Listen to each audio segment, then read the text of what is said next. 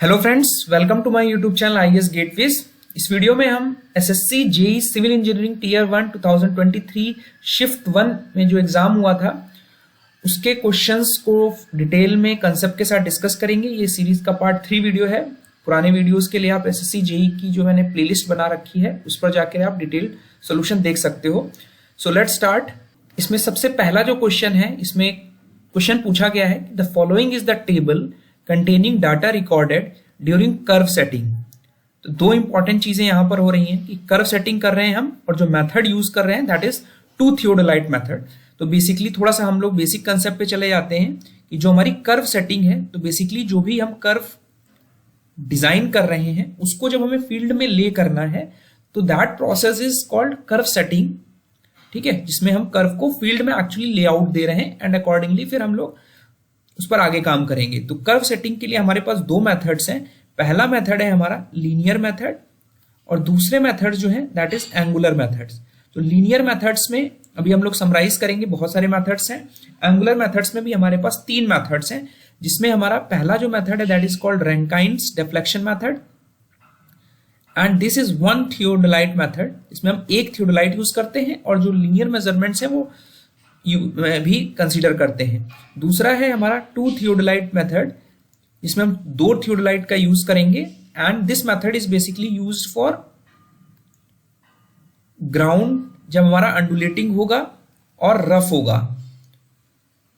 ठीक है, जहां पर लीनियर मेजरमेंट्स लेना थोड़ा सा डिफिकल्टी है तो वहां पर हम लोग प्योरली एंगुलर मेजरमेंट्स का यूज करेंगे। इसी वजह से जो हमारी एक्यूरेसी होगी इस मेथड की वो सबसे ज्यादा होती है। तो इंपॉर्टेंट चीज है कि टू थियोडोलाइट मेथड की जो एक्यूरेसी है वो सबसे ज्यादा हाईएस्ट एक्यूरेसी वाला मेथड है, बिकॉज लीनियर मेजरमेंट्स जो है वो कंप्लीटली एलिमिनेट हो जाती हैं। जो थर्ड मेथड है दैट इज कॉल्ड टैक्यूमेट्रिक मेथड। ठीक है, जिसमें हम टैक्यूमेटर्स यूज करते हैं। लीनियर मेथड्स अभी हम लोग फर्दर समराइज कर लेंगे। तो यहां पर थोड़ा सा आपको समझकर आंसर करना होगा, बिकॉज 4 पॉइंट्स दिए हैं और उन पॉइंट्स की कॉर्ड लेंथ दी हुई है। तो अगर हम लोग ये वाला डायग्राम देखें और जो पैरामीटर्स यूज किए हैं, इसमें टेंजेंशियल एंगल यूज किया, डिफ्लेक्शन एंगल यूज किया, पॉइंट ऑफ कर्व यूज किया, पॉइंट ऑफ टेंजेंसी यूज किया। तो सिंपल कर्व के जो कंपोनेंट्स हैं उसमें अगर आप देखोगे तो जहां से हमारा सर्कुलर कर्व स्टार्ट हो रहा है और टेंजेंट उस पर आपने जब डाला तो that is the point of curve, और जहां पे हमारा सर्कुलर कर्व खत्म हो रहा है वो है पॉइंट ऑफ टेंजेंसी, जब हमने टेंजेंट उस पॉइंट पे डाला। और उन दोनों के टेंजेंट के इंटरसेक्शन पॉइंट पे जो एक्सटीरियर एंगल बन रहा है that is a deflection angle.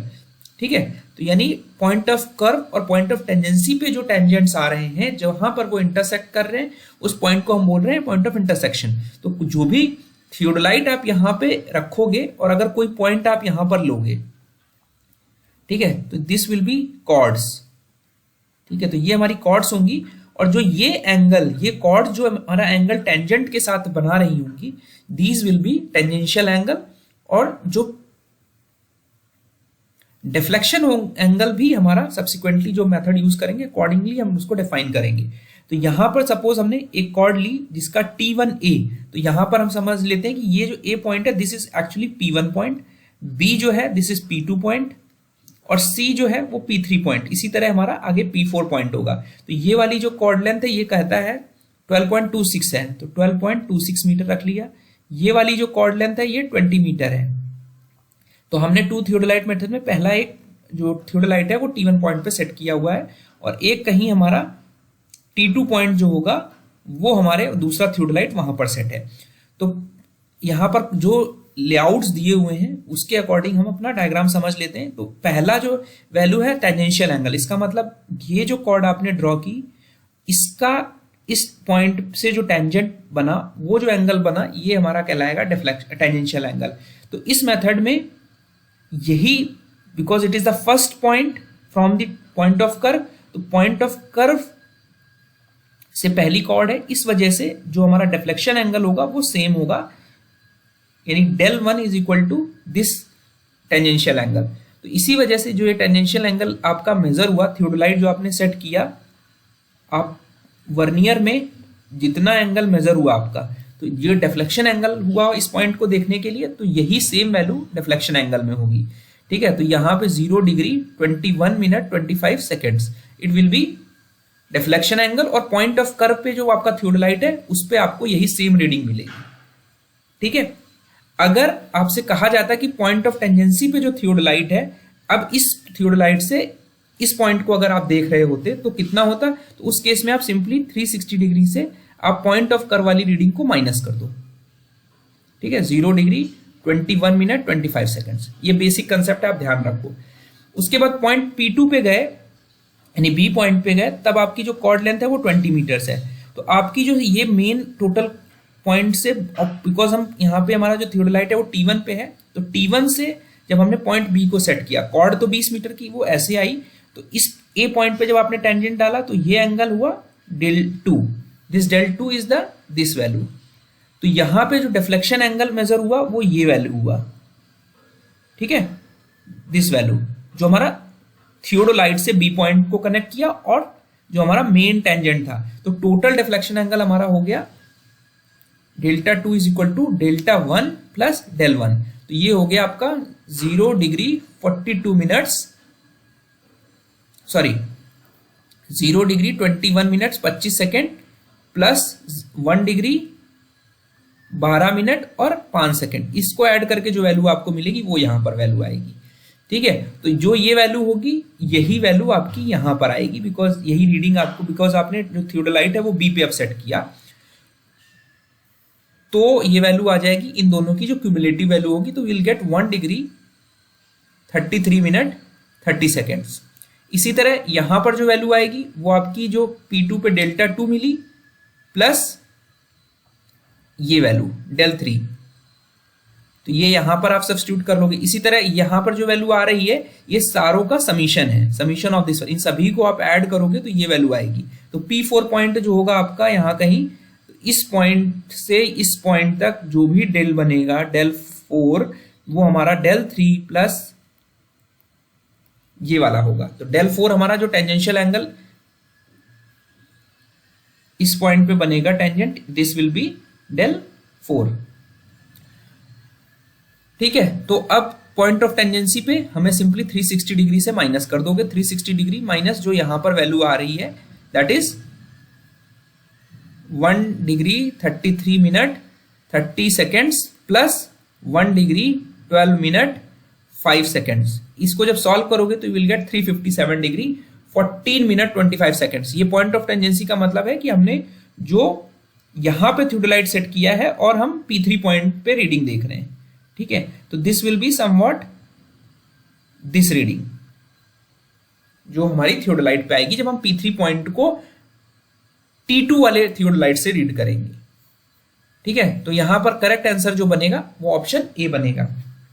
अब देख लेते हैं कि जो हमारे डिफरेंट मेथड्स हैं उसमें जो लीनियर मेथड्स की मैंने बात की आपके, तो लीनियर मेथड्स में आपके offsets from the long chord, successive bisection of chord, offsets from tangents perpendicular or radial, and these are the angular measurements method।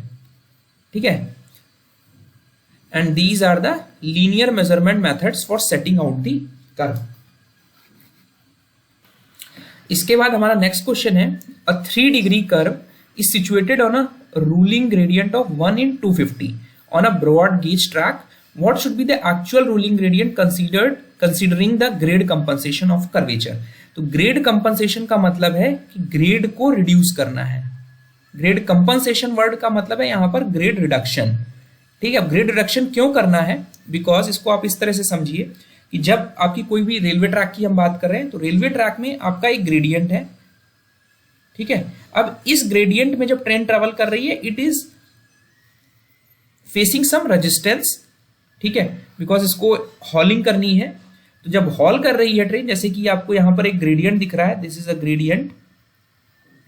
ठीक है, अब ये ट्रेन हमारी ट्रैवल कर रही है इधर की डायरेक्शन में, तो आप देख पा रहे हैं यहां पर एक कर्व भी है और एक हमारा ग्रेडियंट भी है। तो जब हमारे ग्रेडियंट के साथ कर्व इंट्रोड्यूस हो जाता है तो because curves provide extra, because centrifugal force आ रही है, तो कर्व का एक रेजिस्टेंस होगा, कर्व रेजिस्टेंस बोलते हैं उसको, कर्व रेजिस्टेंस। ठीक है, जो ट्रेन फेस करेगी जब कर्व हमारा ग्रेडियंट के साथ प्रोवाइडेड है। तो उस केस में क्या करते हैं हम लोग, जो रूलिंग ग्रेडियंट बेसिकली जो हमारा रेलवे ट्रैक में जो मैक्सिमम ग्रेडियंट हम परमिट कर सकते हैं, जो ये डिसाइड करता है कि ट्रेन हमारी कितना लोड हॉल कर सकती है। ट्रेन का जो इंजन है वो उसकी जो लोड कैरिंग कैपेसिटी है वो रूलिंग ग्रेडियंट डिसाइड करता है। ठीक है, तो it is the maximum gradient which decides कि उस पर्टिकुलर सेक्शन में कितनी कैपेसिटी की ट्रेन चलेगी, जो इंजन की कैपेसिटी होगी वो डिसाइड होगी। तो अब इसको डिसाइड करने के लिए अगर आपके उस पर्टिकुलर सेक्शन में कर्व है और ग्रेडियंट है तो रूलिंग ग्रेडियंट को आपको कंपनसेट करना पड़ेगा, रिड्यूस करना पड़ेगा। ठीक है, because train will be facing additional resistance जब हमारा कर्व के साथ ग्रेडियंट ट्रैवर्स कर रही होगी। तो ये ग्रेड कंपनसेशन हमारे 3 प्राइमरी फैक्टर्स पे डिपेंड करता है, 2 प्राइमरी फैक्टर्स पे डिपेंड करता है कि हमारा जो गेज है रेलवे ट्रैक का वो क्या है, ब्रॉड गेज है, मीटर गेज है या नैरो गेज ट्रैक है। दूसरा कि जो कर्व जिस पर ट्रेन चल रही है उस पे कर्व का डिग्री क्या है। ठीक है, बेसिकली कर्वेचर क्या है। ठीक है, because it is will be primarily affecting the resistance. तो अब based on over a period of experiences, geometric design of railway track पर जब हमने काम किया तो ये देखा कि फॉर ब्रॉड गेज ट्रैक आप 1 डिग्री कर्व के लिए 0.04% कंपनसेशन करते हो subject to value of 70/R। तो अगर आप ऐसे लिखो कि ब्रॉड गेज के लिए आपके पास 2 वैल्यूज हैं, 0.04% और 70/R। इसमें से जो वैल्यू मिनिमम निकल के आएगी वो आपको ग्रेड उतना कंपनसेट करना है। ठीक है, तो 70/R का मतलब है यहाँ पे जो रेडियस है, radius of curvature, it is for railway track आप इसको 1750 डिग्री लिख सकते हो। तो इस क्वेश्चन में आपको डिग्री दिया हुआ है 3 डिग्री, तो इसको आप 3 डिग्री रख लिया आपने, तो आपको रेडियस निकल आएगा। और जो आपका, तो आप यहां पर सब्स्टिट्यूट करोगे, 3 डिग्री का कर्व है तो 0.04 मल्टीप्लाइड बाई 3 यानी 0.12%, और इसको आप सॉल्व करोगे 105/3, ये 70 से इसको डिवाइड करोगे तो ये भी आपका 0.12% आएगा। तो इसमें से जो मिनिमम वैल्यू, हमारी दोनों वैल्यू सेम आ रही हैं, तो विल कंसीडर 0.12%। इसी तरह मीटर गेज ट्रैक में 0.03% होगा एंड मैक्सिमम वैल्यू जो है 52.5/R हो जाएगी। नैरो गेज ट्रैक में ये 0.02% होगा, यानी नियरली हमारा 0.01% कम हो रहा है हर डिग्री ऑफ कर्व के लिए, और ये वैल्यू 35/R हो जाएगी एंड ये हमारी इनमें से मिनिमम वैल्यू लेनी है।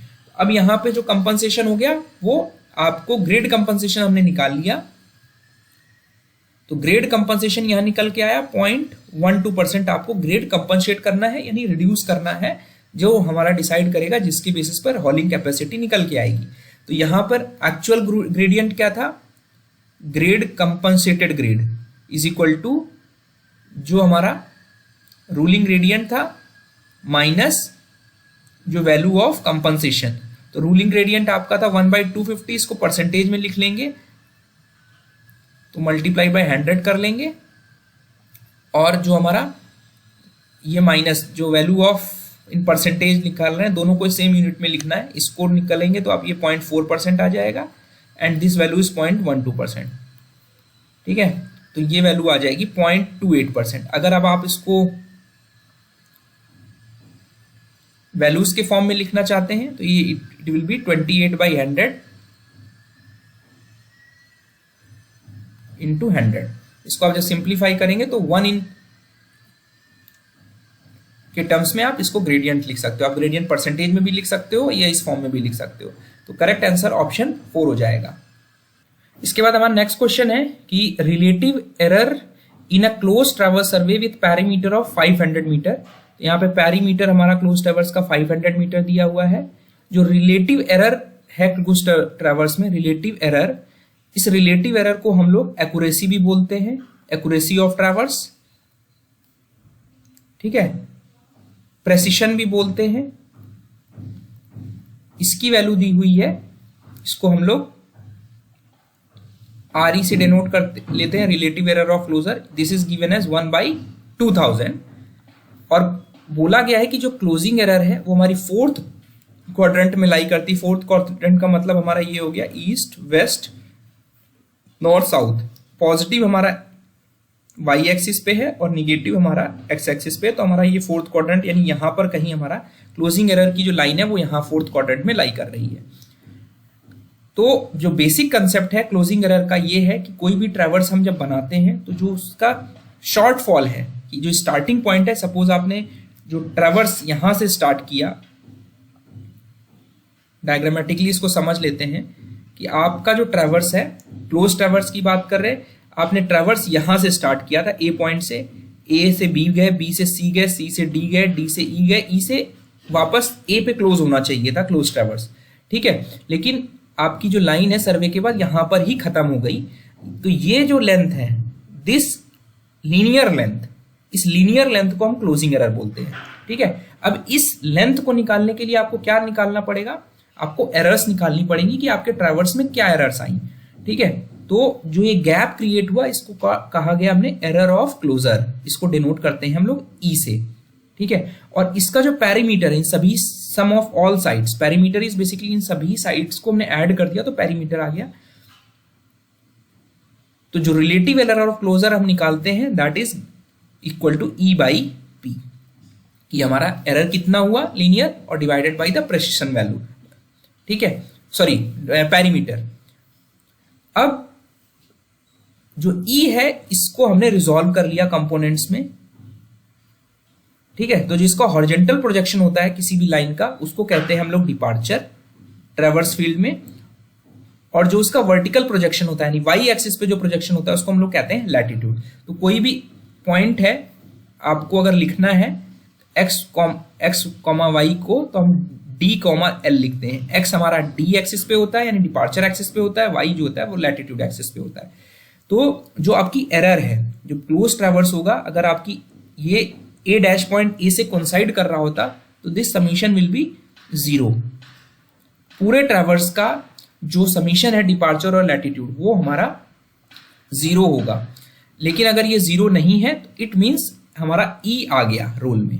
तो ई को आप कैसे निकालोगे, सिंपली पाइथागोरस थ्योरम आ जाएगी। आपको ये कंपोनेंट पता है और ये कंपोनेंट, इसको रिजॉल्व किया तो it will be sigma D square plus sigma L square, because ये हाइपोटेन्यूज है तो आपकी ये वैल्यू हो जाएगी, ठीक है। तो length of closing error will be summation of square root of latitude square upon plus sigma departure square.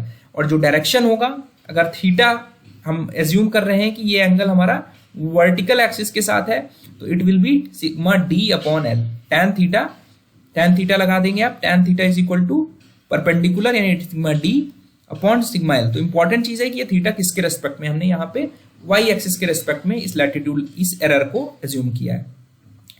तो अब यहाँ पर क्वेश्चन में देखने वाली बात है कि यहाँ पर आपको ब्रेकअप नहीं दिया। सबसे पहले आपको यहाँ पे देखना पड़ेगा कि हमारा जो क्लोजिंग एरर है जो डिपार्चर होगा, बिकॉज ये हमारा इस एक्सिस पे है तो ये निगेटिव होगा। तो ठीक है, तो निगेटिव वैल्यूज हमारी जो बाद की डिपार्चर रेस्पेक्टिवली बात कर रहा है तो डिपार्चर हमारी सेकेंड वैल्यू है तो ये माइनस में होनी चाहिए, ठीक है। तो माइनस में हमारे पास ये इन दोनों ऑप्शंस में ही है। और हमारे पास इक्वेशन क्या आ गई कि ई जो R E is equal to 1/1000 था, this is equal to E by P equal to 1/2000। तो ई आपकी क्या हो जाएगी, एरर इन क्लोजिंग एरर, ये 500 डिवाइडेड बाई 2000 तो ये 1/4 हो जाएगी।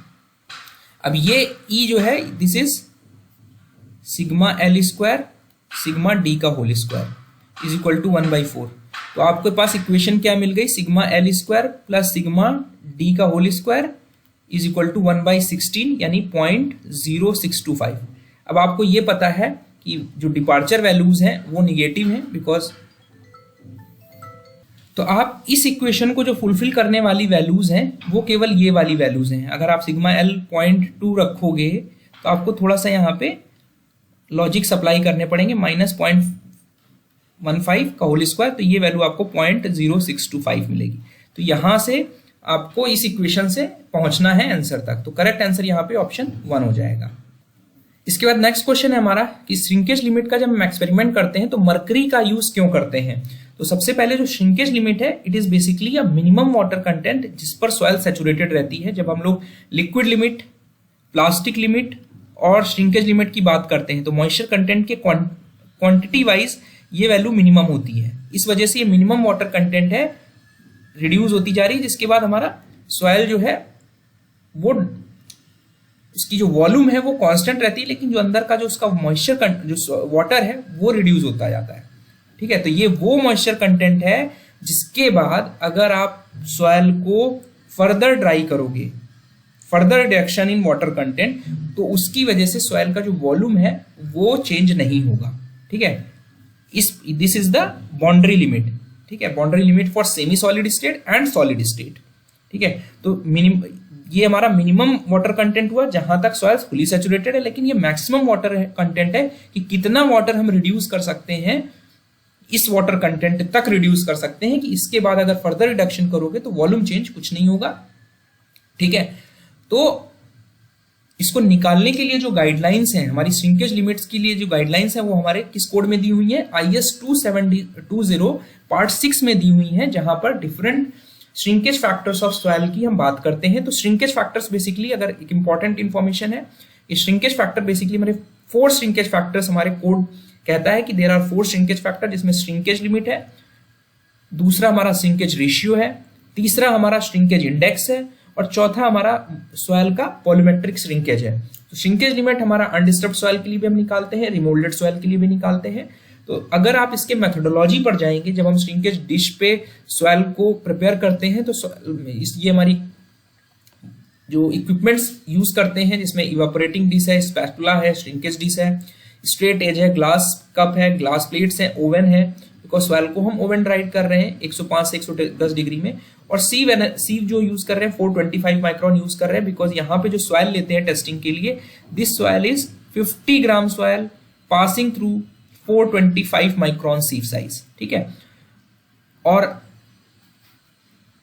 उसके बाद हमारा जो मरकरी भी देखो आप यहाँ पर यूज कर रहे हैं, mercury, we are using mercury. तो इस मरकरी का पर्पस क्या है, आप देख पा रहे हैं कि श्रिंकेज के बाद जो ड्राई सॉइल आपकी बची, ठीक है, इस ड्राई सॉइल का जो वॉल्यूम है वो आप मरकरी डिस्प्लेसमेंट मेथड से निकालते हो। ठीक है, तो यहाँ पे this process of determining shrinkage limit is called mercury displacement method, इसमें हम मरकरी का यूज कर रहे हैं इस ड्राई सॉइल की वॉल्यूम को निकालने के लिए, बिकॉज यही वॉल्यूम, इसको V नॉट से अगर डिनोट करें तो जो हमारी श्रिंकेज लिमिट का फॉर्मूला है, ठीक है, जो थ्योरेटिकली हमारा फॉर्मूला है वो आप देख सकते हो कि this is including V not. ठीक है, तो इसको मरकरी डिस्प्लेसमेंट मेथड से वॉल्यूम ऑफ ड्राई सॉइल हम निकाल लेते हैं। ठीक है, तो ये इंपॉर्टेंट चीज हो गई, ये आपको ध्यान रखना है। तो यहां पर अगर ऑप्शंस आप देखोगे, श्रिंकेज लिमिट टेस्ट जिसमें मरकरी डिस्प्लेसमेंट मेथड का यूज किया, तो we can determine the dry volume of the soil. तो IS 2720 पार्ट 6 के अकॉर्डिंग इसके प्रोविजंस हम यूज करते हैं। उसके बाद नेक्स्ट क्वेश्चन है हमारा कि IS 800 2007 के अकॉर्डिंग जो स्टील पर्लिन्स हैं वो हमारी प्राइमरली कैसे डिजाइन करते हैं। तो अगर हम कोई भी एक रूफ ट्रस समझने के लिए ले लेते हैं, तो ये वाले जो मेंबर्स हैं आपके, ये वाला जो मेंबर है, this is called principal rafter. ठीक है, प्रिंसिपल राफ्टर बेसिकली ये हमारा मेन ट्रस का एलिमेंट है। ठीक है, ट्रस मेंबर है जो कि हमारे इन मेंबर्स को सपोर्ट कर रहा है। ये मेंबर्स का प्राइमरली पर्पस क्या है कि जो ये रूफिंग शीट है आपकी, उसको सपोर्ट करना और रूफ सिस्टम को स्टेबिलिटी प्रोवाइड करना। ठीक है, पर्लिन्स का जो प्राइमरली फंक्शन है, ये एक ऐसा स्ट्रक्चरल एलिमेंट, इंपॉर्टेंट चीज है, ये नॉन स्ट्रक्चरल एलिमेंट नहीं है, it is a structural element because it is carrying the load. जो भी हमारा रूफिंग शीट पे विंड लोड आ रहा है, डेड लोड आ रहा है, लाइव लोड आ रहा है, that is being transmitted to the main truss members. तो जो भी लोड आएगा वो इन लोड्स, इन मेंबर्स के थ्रू, हमारे इन प्रिंसिपल राफ्टर्स के थ्रू जाएगा, बिकॉज प्रिंसिपल राफ्टर इनको सपोर्ट कर रहे हैं इस पॉइंट पे, इस पॉइंट पे, इस पॉइंट पे। अब बिकॉज जो ये राफ्टर्स हैं ये इसको सपोर्ट कर रहे हैं एट मोर देन 2 पॉइंट्स, तो ये हमारा IS 800 बोलता है कि इनको आप कॉन्टिन्यूअस बीम्स की तरह डिजाइन करो, because these are being supported at more than 2 points. ठीक है, अब कॉन्टिन्यूअस बीम्स की तरह जब आप डिजाइन करोगे, it means beams are the flexure members, because अब इसके ऊपर हमारे ट्रांसफर लोड्स आ रहे हैं। अब इस ट्रांसवर्स लोड्स आने की वजह से इसमें हमारी बेंडिंग होगी, तो इस वजह से हम इनको as a flexion member design करेंगे। तो जो लोड्स हैं उसमें डेड लोड, लाइव लोड और आपके विंड लोड्स प्राइमरली लोड्स हैं। ठीक है, तो ये जो मेंबर्स हैं, these are mainly used to transfer the load from the supporting structure जो रूफिंग है, और they help to distribute the weight of the roof evenly and prevent excessive deflection and deformation. ठीक है। They provide additional strength and rigidity to the roof structure. ये एक important function है कि ये कंप्लीट रूफ ट्रस को भी एक एडिशनल स्ट्रेंथ और रिजिडिटी प्रोवाइड कर रहा है and it is enhancing it's overall stability and durability. तो एज अ ट्रस स्ट्रक्चर पूरे कंप्लीट स्ट्रक्चर को भी ये स्टेबिलिटी प्रोवाइड कर रहा है, ठीक है। तो अब बेसिकली यहाँ पे रैफ्टर के जॉइंट्स हैं, तो हम कहते हैं कि पर्लिन्स को आपको जो रैफ्टर के पॉइंट्स के जॉइंट्स हैं वहीं पर आपको सपोर्ट करना है, ठीक है। अब ये सेक्शंस अगर हमारा सपोज जेड सेक्शन है, जो भी सेक्शन है, तो इन दोनों के बीच में जो स्पेसिंग है रैफ्टर के लॉन्ग, इसको कहते हैं हम लोग पर्लिन स्पैन। तो purlin span is should not be greater than generally 1.4 meter, otherwise फिर हमारे एक्सेसिव डिफ्लेक्शंस की प्रॉब्लम हो जाएंगे, स्टेबिलिटी की प्रॉब्लम इश्यूज हो जाएंगे। इसी वजह से कहते हैं कि जो पर्लिन की स्पेसिंग है या रैफ्टर की स्पेसिंग है, बिकॉज रैफ्टर की स्पेसिंग से ही हम अपनी पर्लिन की स्पेसिंग निकाल रहे हैं, तो that should not be more than 1.4 meter to avoid excessive deformation and cracking of the roofing material. Spacing ज्यादा होगी, डिफॉर्मेशन ज्यादा होगा, क्रैकिंग ज्यादा होगी। तो पर्लिन्स से जो लोड आ रहा है वो हमारा पॉइंट लोड की तरह आ रहा है रैफ्टर्स पर, और ये पॉइंट्स हमारे जॉइंट्स होंगे। अगर इन जॉइंट्स के अलावा कहीं आप रखोगे तो हमारी बेंडिंग इंट्रोड्यूस हो जाएगी। तो इसको अवॉइड करने के लिए हम अपने ट्रस मेंबर जो रैफ्टर्स हैं, it is designed as axial compression members, and इस सेकेंडरी इफेक्ट को हम लोग नेग्लेक्ट कर देते हैं और कोशिश करते हैं कि जॉइंट्स पर हमारे पर्लिन्स रहें।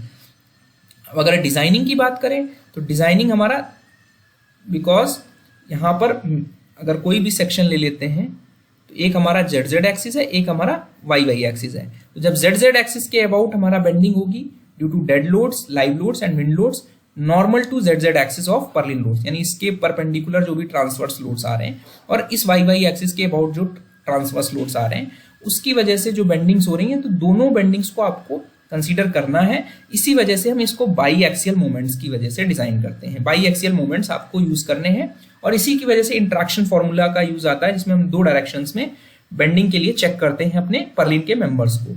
तो these are the flexural members, we have to check the interaction formula and they basically connect the trans members in the roof structure to support the roof sheets and other materials and these purlins। तो ये कुछ important concepts थे। अब जो इसमें design criteria है, इसमें ये डिजाइन इंपॉर्टेंट क्राइटेरिया है कि they should be designed in accordance with the requirements for uncased beams. IS 800 की रिकमेंडेशंस है and limitations of bending stress on lateral instability of the compression flanges and limiting deflections under section 5.6.1। तो deflection is limiting deflection criteria क्या है? Depending upon the roofing sheet, elastic cladding जो हमारी covering है roofing, अगर GI sheet की है तो limiting deflection जो पर्लिन में 150 रखते हैं और 1 in 80 for brittle cladding, अगर हमारी AC sheets की जो cladding है, जो covering है, वो है। तो लिमिटिंग डिफ्लेक्शन हो गया, साथ साथ जो बेंडिंग स्ट्रेसेस हैं, lateral instability of compression flange को, उसको ध्यान में रखते हुए हम अपने पर्लिन मेंबर्स को डिजाइन करते हैं फॉर बाई एक्सियल बेंडिंग, ठीक है। जो permissible stresses for wind and earthquake load हम इंक्रीज करते थे जब हमारा पुराना कोड था, तो वो अभी इनवैलिड हो गया, 30% इंक्रीज करने वाला। अभी प्लास्टिक एनालिसिस का कंसेप्ट यूज करके हम बेंडिंग मोमेंट निकालते हैं। तो ये कुछ इंपॉर्टेंट कंसेप्ट थे जो आपको ध्यान रखना है। तो अगर हम देखें तो हमारा जो पर्लिन्स है, they should be designed as flexural members. इसके बाद हमारा नेक्स्ट क्वेश्चन है कि IS 456 के कोडल प्रोविजन से अकॉर्डिंग जो हमारी डिजाइन बॉन्ड स्ट्रेस है, design bond stress in limit state method, तो लिमिट स्टेट मेथड में जो बॉन्ड स्ट्रेसेस हैं और जो बॉन्ड स्ट्रेसेस हमारे वर्किंग स्ट्रेस मेथड में है वो इक्वल नहीं है, ठीक है। ये एक इंपॉर्टेंट चीज आप ध्यान रखिएगा। और पूछा गया किसके लिए? प्लेन बार्स हैं और जो स्ट्रेसेस है, नेचर ऑफ फोर्सेस हैं, उस पर टेंशन है। तो डिजाइन बॉन्ड स्ट्रेसेस, तो बॉन्ड स्ट्रेसेस बेसिकली मैंने IS 456 के लेक्चर में आपको बहुत डिटेल में एक्सप्लेन किया हुआ है कि जब जो भी हमारा रेनफोर्समेंट बार है, ठीक है, उस पर जो टेंजेंशियल स्ट्रेसेस आ रही हैं, कंक्रीट के साथ जो इंटरेक्शन हो रहा है, जब उस पर नेचर ऑफ फोर्सेस, कोई भी सपोज ये हमारा एक फोर्स अप्लाई कर रहे हैं आप, ये सपोर्ट है और जो रेनफोर्स्ड है, तो इसको रजिस्ट करने के लिए हमारे इसके टेंजेंशियल सरफेस पे टेंजेंशियल स्ट्रेसेस यानी शियर स्ट्रेसेस डेवलप हो रही हैं at the contact point of the steel with concrete. तो ये पर यूनिट सरफेस एरिया जो ये वैल्यू है, that is basically bond stress. और कोड ये कहता है कि इस बॉन्ड स्ट्रेस जब आप डिजाइनिंग करोगे आरसीसी मेंबर्स की, तो इसकी डिपेंडिंग अपॉन तीन प्राइमरी फैक्टर्स कि हमारा जो ग्रेड ऑफ कंक्रीट है, ग्रेड ऑफ कंक्रीट क्या है, टाइप ऑफ रेनफोर्समेंट क्या है, टाइप ऑफ रेनफोर्समेंट क्या है, और टाइप ऑफ रेनफोर्समेंट क्या है, ग्रेड ऑफ रेनफोर्समेंट की बात नहीं कर रहे, टाइप की बात कर रहे हैं कि हमारे प्लेन बार्स हैं, माइल्ड स्टील बार्स हैं या HYSD बार्स हैं, और उस पे नेचर ऑफ फोर्सेस कैसी हैं। जैसे यहाँ पे जो मेंबर देख रहे हैं, यहाँ पे nature of forces tensile nature की हैं, तो टेंसाइल नेचर में हमारी जो फोर्सेस हैं, जो बॉन्ड स्ट्रेसेस हैं, वो कम होंगी। जब कंप्रेशन में हमारा ये फोर्स होगा तो बॉन्ड स्ट्रेसेस की वैल्यू डिजाइनिंग में आप ज्यादा लोगे। ठीक है, HYSD बार में बिकॉज वहां पे कोरुगेशंस है, हमारा जो कॉन्टैक्ट है वो बहुत बेटर है, तो वहां पर हमारा फिर से आप बॉन्ड स्ट्रेसेस को बढ़ा दोगे। तो डिजाइन बॉन्ड स्ट्रेसेस के लिए का यूज जो है वो आप development length of reinforcement bars का यूज करने के लिए निकालते हैं। तो LD is given by 5FS, यानी स्टील में जो स्ट्रेस डेवलप हो रहा है, डिवाइडेड बाई 4 टाउ BD।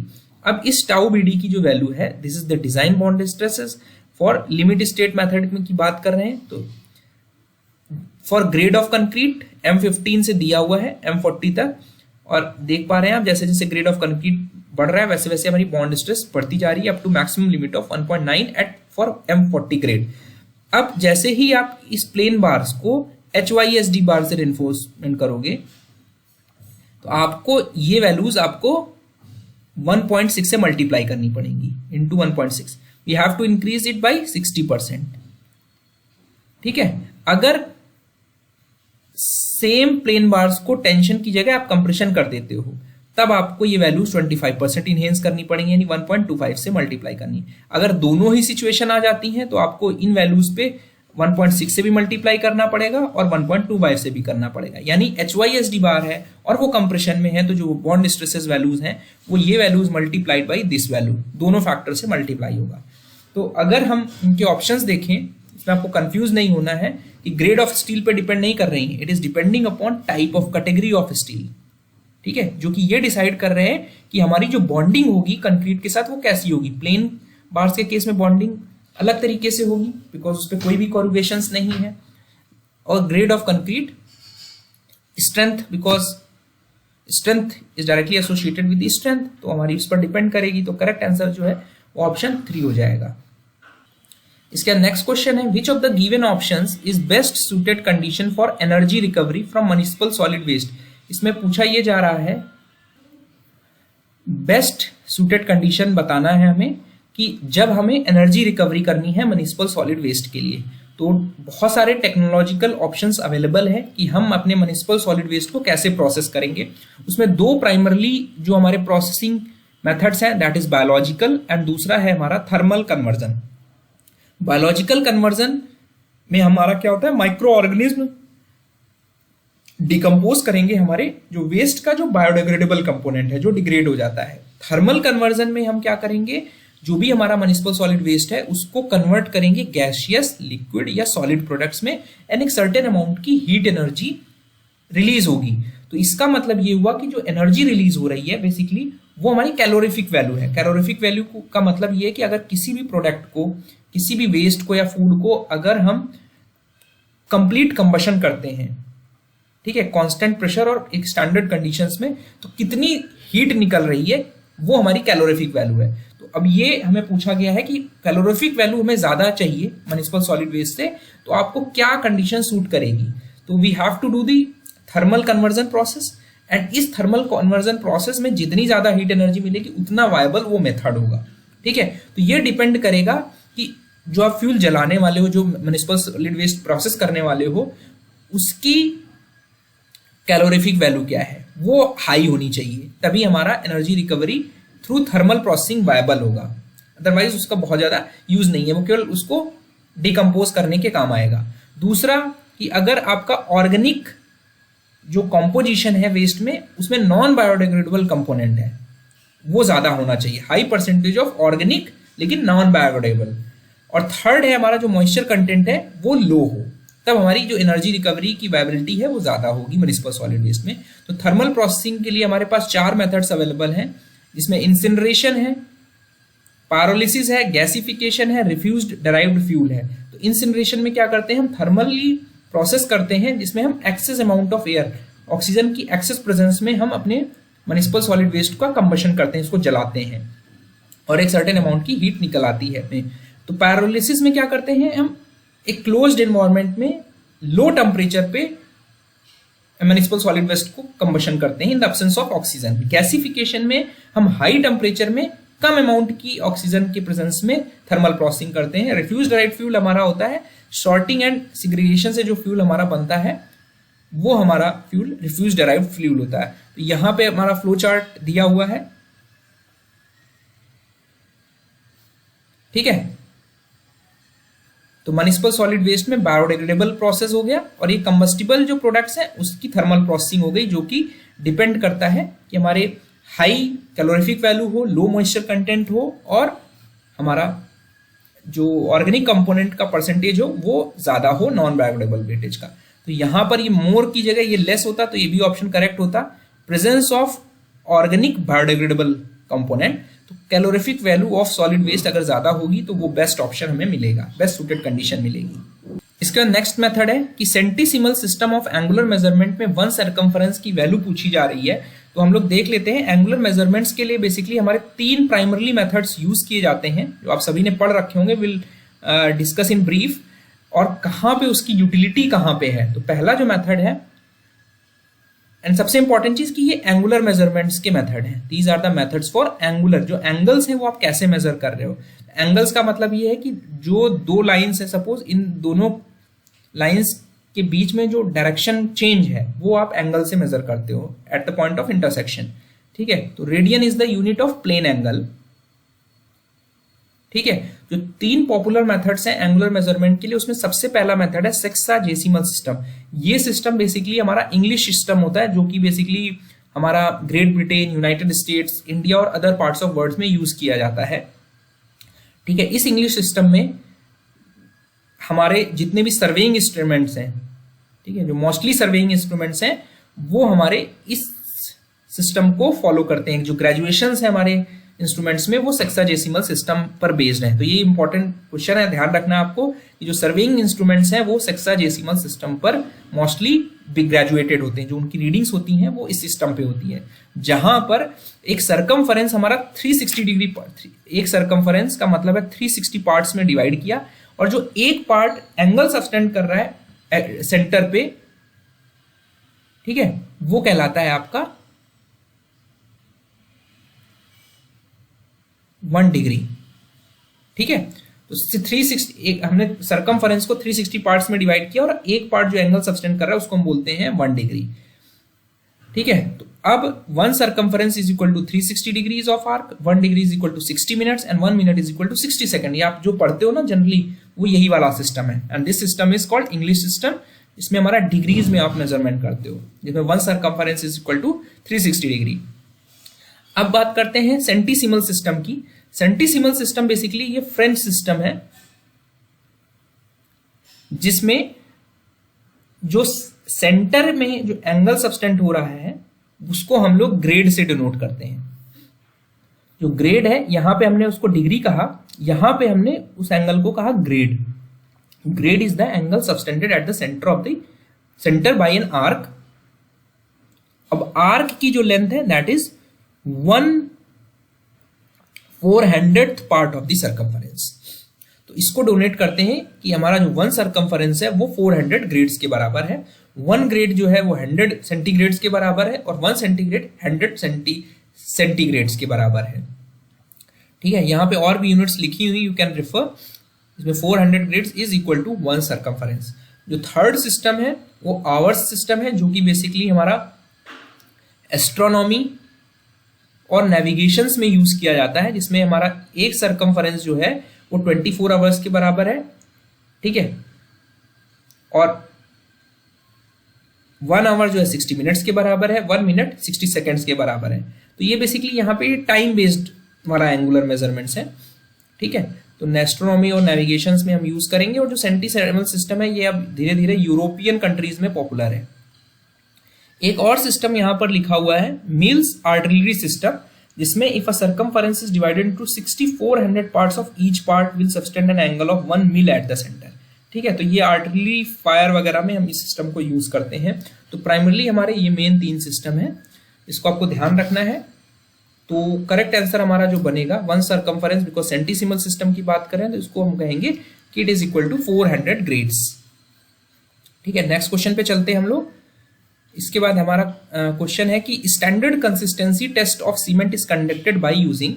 तो ये मैंने ऑलरेडी अपने बहुत सारे वीडियोस में ऑलरेडी गुप्ता एंड गुप्ता के सॉल्यूशंस में बिल्डिंग मटेरियल्स में डिस्कस कर रखा है कि जो विकेट अपरेटस है ये बेसिकली 3 चीजों के लिए होता है। स्टैंडर्ड कंसिस्टेंसी निकालते हैं सीमेंट की, इनिशियल और फाइनल सेटिंग टाइम निकालते हैं, और जो कोड इसके लिए गवर्नड है जिसमें हमारे मेथड्स दिए हुए हैं, and this is one of the physical tests of hydraulic cement and it is govern by IS 403 part 4 में हमारी प्रोसीजरल गाइडलाइंस दी हैं कि हम कंसिस्टेंसी स्टैंडर्ड सीमेंट पेस्ट की कैसे निकालेंगे।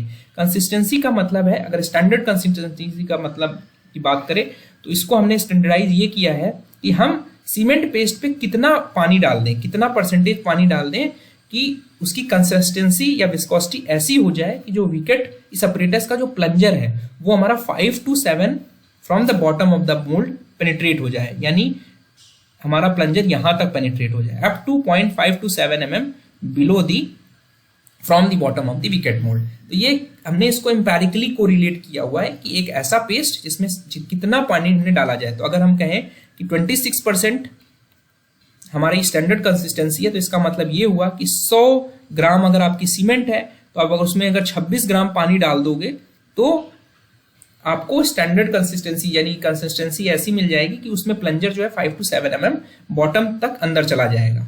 ठीक है, और इसका इंपॉर्टेंस ये है बिकॉज इसी से हम अपने अदर जो वैल्यूज है initial setting time, final setting time, वो निकालते हैं। This is the methodology.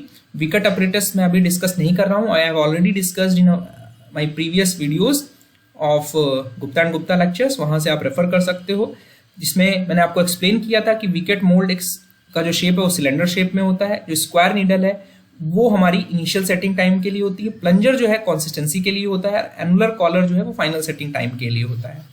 ठीक है, तो हमारा करेक्ट आंसर जो होगा ऑप्शन 3 होगा। ली शटेलियर टेस्ट से हम लोग क्या निकालते हैं, साउंडनेस निकालते हैं। इसमें आउटक्लेव मेथड भी होता है, तो साउंडनेस निकाल लेते हैं। ब्लेंस परमिबिलिटी में हम लोग फाइननेस निकालते हैं सीमेंट की फाइननेस। और Casagrande apparatus is not applicable for cement, it is for liquid limit of the soil. तो यहाँ पे करेक्ट आंसर जो होगा ऑप्शन 3 होगा। विच of the following is obtained by rotating a log of would against a sharp knife और rotary cutter, इसको हम बोलते हैं विनर। विनर बेसिकली हमारी बहुत पतली शीट्स होती हैं जो हम लॉग ऑफ वुड से निकालते हैं। अगर इसको हम इस तरह समझें, आप देख पा रहे हैं कि एक लैथ मशीन है, ये रोटेट कर रही है और हमने यहाँ पे नाइफ एज लगा दिया है। तो winner is a thin sheet layer of natural would. उसमें क्या है, एक सेंटर एक्सिस के अबाउट एक लॉग ऑफ वुड घूम रही है और उसके अगेंस्ट में हमने क्या लगा दिया, एक कटर लगा दिया जो रोटेट करने के अगेंस्ट में इस लॉग से पतली पतली शीट्स निकाल रहे हैं। तो ये लैथ मशीन है, वो ऊपर वाला जो अरेंजमेंट आपको दिख रहा है ये मैकेनिकल अरेंजमेंट है, और नीचे वाला हमारा लेथ मशीन वाला अरेंजमेंट है जिसमें वो रोटेट कर रही है और हमारी थिन शीट्स निकलती जा रही है। तो अगर हम इसमें देखें तो विनर्स लैमिनेट से डिफरेंट होते हैं। ठीक है, तो इनकी जो थिकनेस है, विनर्स बहुत पतले होते हैं, इनकी जो थिकनेस है 0.4 से 0.6 mm होती है। इसकी जो थिकनेस अगर हम बात करें बहुत ही थिन स्ट्रिप है, और ये हमारा they form the basis of plywood. कई सारे वेनर्स को अगर हम कंबाइन करते हैं तब हमारा प्लाईवुड बनता है। तो वेनर की जो थिकनेस है वो हमारी 0.4 से 0.6 mm होती है। जो लैमिनेट्स होते हैं इनकी जो थिकनेस है वो 0.6 से 18 mm तक होती है। ठीक है, तो अगर हम इनका रेफरेंस देखेंगे, क्वेश्चन सेट कहाँ से किया गया, स्टैंडर्ड बुक का रेफरेंस है जिसमें बताया गया था कि veneer is defined as an essentially a thin sheet of wood, thickness हमारी 0.4 से 6 mm तक है, are more they are obtained by rotating a log of wood against a sharp knife or rotary or saw।